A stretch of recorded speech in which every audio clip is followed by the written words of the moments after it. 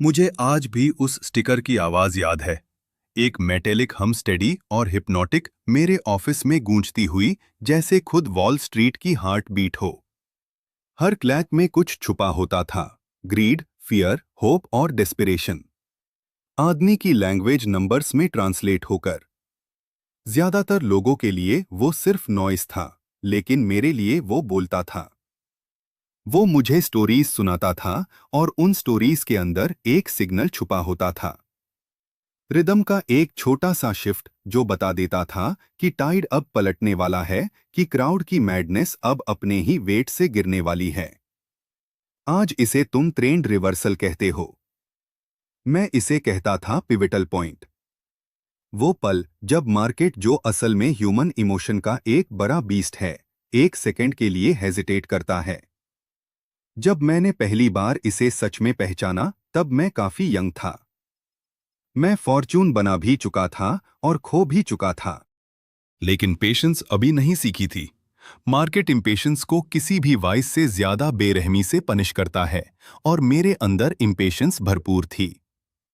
मैं हर फ्लक्चुएशन पर ट्रेड करता था, हर रूमर के पीछे भागता था और हर लॉस को जस्टिफाई करता था। लेकिन एक दिन घंटों टेप देखने के बाद मैंने कुछ स्ट्रेंज नोटिस किया।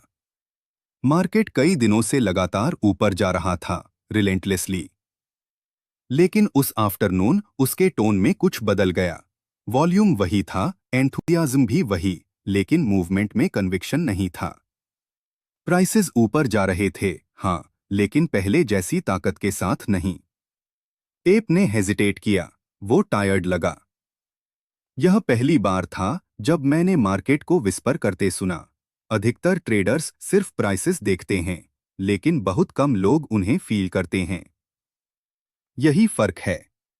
टेप जिंदा होता है, और अगर तुम उसे काफी देर तक देखते रहो तो उसकी मूड्स पहचानने लगते हो। जब कोई ट्रेंड जेन्युइन होता है तो वह आसानी से सांस लेता है, रिधिम में ऊपर जाता है, फिर थोड़ा रेस्ट करता है। लेकिन जब क्राउड उसे रीजन से आगे धकेलने लगता है तो रिधिम टूटने लगता है। यही वो समय होता है जब प्रोफेशनल्स चुपचाप सेल करना शुरू करते हैं और अमेच्योर्स और जोर से चिल्लाने लगते हैं। सालों बाद 1920 के बुल मार्केट में मुझे वो सिग्नल फिर से दिखा। इस बार पहले से कहीं ज्यादा लाउड स्ट्रीट्स में महसूस किया जा सकता था। हर शूशाइन बॉय ट्रेडर बन गया था। हर बैंकर खुद को प्रॉफिट समझ रहा था। मार्केट एक रिलीजन बन चुका था, और सब एक ही गॉड की पूजा कर रहे थे, इटर्नल प्रॉस्पेरिटी। मैं यह पहले देख चुका था। मुझे पता था इसका एंड कैसे होता है। उस समर में मेरे ऑफिस की हवा हीट और एयोगेंस से भरी हुई थी। टिकट टेप बिना रुके चल रहा था, नए हाई स्पिरिट करता जा रहा था, जैसे ग्रेविटी के लॉस ही खत्म हो गए हों। लेकिन उस सारे नॉइज के बीच मैंने फिर से वो सुना, वही हल्की सी हेजिटेशन। बुल मार्केट के leaders, US steel, radio, general Motors अब स्टॉल करने लगे थे। वॉल्यूम वही था, लेकिन एडवांसेस धीमे थे। एक्साइटमेंट भी वही, लेकिन प्रोग्रेस कम। ऐसा लग रहा था जैसे मार्केट ऊपर जाना चाहता है, लेकिन जा नहीं पा रहा। मार्केट सच ऐसे ही बताता है, वर्ड से नहीं, स्ट्रगल से। मैं अपनी चेयर पर पीछे झुक गया और बस वॉच करता रहा। ज्यादातर ट्रेडर्स इसे देख नहीं पाए। वो प्रॉफिट्स में ड्रंक थे, हर नए रिकॉर्ड क्लोज का सेलिब्रेशन कर रहे थे। उन्होंने इसे हेल्दी करेक्शन कहा, अगले बिग मूव से पहले एक छोटा पॉज। लेकिन मैं बेहतर जानता था।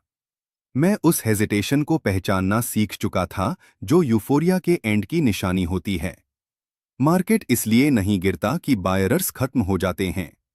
मार्केट इसलिए गिरता है क्योंकि आखिरी बायरर्स भी अंदर आ चुके होते हैं। मैंने उस दिन सेल नहीं किया, मैंने वेट किया। मुझे कंफर्मेशन चाहिए था। वो साफ फेलियर ऑफ एफर्ट, जब प्राइसेस फिर से ऊपर जाने की कोशिश करें और किसी इनविजिबल रेजिस्टेंस से टकरा जाए। यही वह पल होता है जब पिवट बनता है, क्वाइट लेकिन पावरफुल। यह किसी एक टिक या चार्ट की लाइन में नहीं दिखता। यह बिहेवियर का पैटर्न होता है। मार्केट साइकोलॉजी का शिफ्ट। हफ्तों बाद कन्फर्मेशन आ गया। वॉल्यूम फिर बढ़ा, लेकिन प्राइसेस ने फॉलो नहीं किया। टेप हैवी हो गया। मुझे इतना ही जानना था। मैंने सेल करना शुरू किया। रेकुलसली नहीं, बल्कि डेलिब्रेटली, मेथोडिकली। बिल्कुल सर्जन की तरह, एक एक केयरफुल इंसिजन। क्राउड तब भी चीयर कर रही थी जब मैं उनके एंथुजियाज्म में सेल कर रहा था। उन्हें लगा वह डिप खरीद रहे हैं। उन्हें हमेशा ऐसा ही लगता है। मैं स्टॉक्स नहीं बेच रहा था, मैं इमोशंस बेच रहा था। उनके इमोशंस। मैं जो भी शेयर अनलोड करता था वो किसी और की होप का एक टुकड़ा होता था। पेपर में नीटली पैक होकर प्रॉफिट के साथ वापस उन्हीं को दे दिया जाता था। फिर क्रैश आया। हमेशा की तरह शुरुआत क्वाइटली हुई। कुछ शार्प गिरावटें आईं जिन्हें तुरंत डिसमिस कर दिया गया। हेल्दी पुलबक है, लोगों ने कहा, लेकिन टेप ने अपनी रिदम वापस नहीं पाई। हेजिटेशन अब ट्रेमर बन गई और फिर पैनिकिक। प्राइसेस इतनी तेजी से गिरे कि लोग उन्हें रैशनलाइज भी नहीं कर पाए। मैंने यह पहले भी देखा था 1907 में, लेकिन इस स्केल पर कभी नहीं। मार्केट करेक्ट नहीं कर रहा था, वो टूट रहा था। वही एक सिग्नल, टॉप पर हेजिटेशन फील्ड। एफर्ट हफ्तों पहले अपनी वार्निंग विस्पर कर चुका था, और जब उसने कहा, मैंने सुना, दूसरों ने मेरी कॉशन का मजाक उड़ाया। उन्होंने कहा, मैं बहुत बियरिश हूं, बहुत पैरानॉइड हूं कि मैं न्यू एरा को समझ ही नहीं पा रहा। लेकिन मार्केट को एरा से फर्क नहीं पड़ता, उसे सिर्फ ट्रूथ से मतलब होता है। जब डस्ट सेटल हुई तो फॉर्चूनस खत्म हो चुके थे। रेप्यूटेशंस तबाह हो चुकी थी। जो आदमी कल तक जीनियस कहलाते थे, आज वही उन्हीं सड़कों पर बैगर बन चुके थे जहां कभी वह कन्फेटी की तरह पैसा उछालते थे। मैं अलग खड़ा था, या यूं कहूं शॉर्ट खड़ा था। और जो रूइन की टाइप थी वो मेरी सबसे बड़ी विक्ट्री बन गई। लेकिन एक बात सुन लो जो लोग कभी समझ नहीं पाते। मैंने सेलिब्रेट नहीं किया। जब दूसरों की जिंदगी बर्बाद हो रही हो तो सही होने में भी कोई खुशी नहीं होती। मार्केट पेन के जरिए सिखाता है, और वह पेन कभी आपको छोड़ता नहीं। मैं खुद को लकी नहीं मानता था, मैं बस ओबीडिएंट था। ओबीडिएंट उस सिग्नल के लिए जिसे इतने लोग इग्नोर कर देते हैं। तुम जानते हो ज्यादातर ट्रेडर्स उसे क्यों नहीं देखते? क्योंकि वह देखना ही नहीं चाहते। वो कन्विक्शन को स्टबर्डनेस समझ लेते हैं और होप को एनालिसिस। सिग्नल हमेशा उसी समय आता है जब इमोशंस सबसे ज्यादा होते हैं, जब ग्रीड सबसे जोर से चिल्ला रही होती है। और उस समय सुनना सबसे मुश्किल होता है, क्योंकि क्राउड तुम्हें अपनी ही आंखों पर शक करवा देता है। लेकिन स्पेकुलेशन में सक्सेस की यही प्राइस है। तुम्हें अकेले खड़ा होना सीखना होगा। मैंने यह लेसन हार्ड वे से सीखा। कई बार मैंने अपने ही रूल्स इग्नोर किए। मैं मूव्स के पीछे भागा। मैंने बहुत देर तक होल्ड किया। मैंने अपनी ओपिनियंस पर भरोसा किया, और हर बार मार्केट ने मुझे पनिश किया, जब तक मैंने डिसिप्लिन के आगे सरेंडर नहीं कर दिया। मैंने सीखा, प्राइस कभी गलत नहीं होता, मेरा ईगो गलत होता है। मार्केट एक लिविंग थिंग है, ना कोई मशीन, ना कोई थ्योरी। वो हर इंसानी इंपल्स का रिफ्लेक्शन है।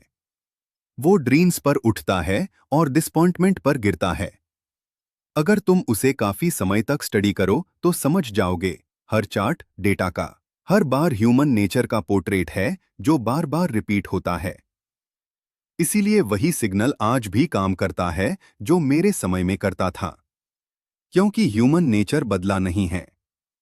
तुम इसे एल्गोरिदम्स में रैप कर लो, स्क्रीनन्स और इंडिकेटर्स में छुपा लो, लेकिन अंदर अब भी फियर और ग्रीड ही स्ट्रिंग्स खींच रहे हैं। रिवर्सल से पहले जो हेजिटेशन होती है वही हार्ट बीट मैंने सुनी थी 1901 में, 1907 में और 1929 में। आज बस इतना फर्क है कि तुम्हारा टिकट डिजिटल है और तुम्हारा क्राउड ग्लोबल है, लेकिन रिदम वो इटर्नल है। वॉल स्ट्रीट पर अपने सालों में मैंने हजारों ट्रेडर्स को आते जाते देखा। उनमें से बेस्ट लोग न सबसे इंटेलिजेंट थे, ना सबसे डेयरिंग। वो लोग थे जो वेट कर सकते थे। वेटिंग यही असली आर्ट था। जब कुछ नहीं करना चाहिए तो कुछ ना करना, नॉइज के बीच बैठे रहना, सिग्नल पर ट्रस्ट करना। पेशेंस ट्रेडर की स्वाड है, इम्पेशेंस उसका सुसाइड। जब मुझे हेजिटेशन महसूस होती थी, मैं तुरंत एक्ट नहीं करता था। मैं मार्केट को खुद को रिवील करने देता था।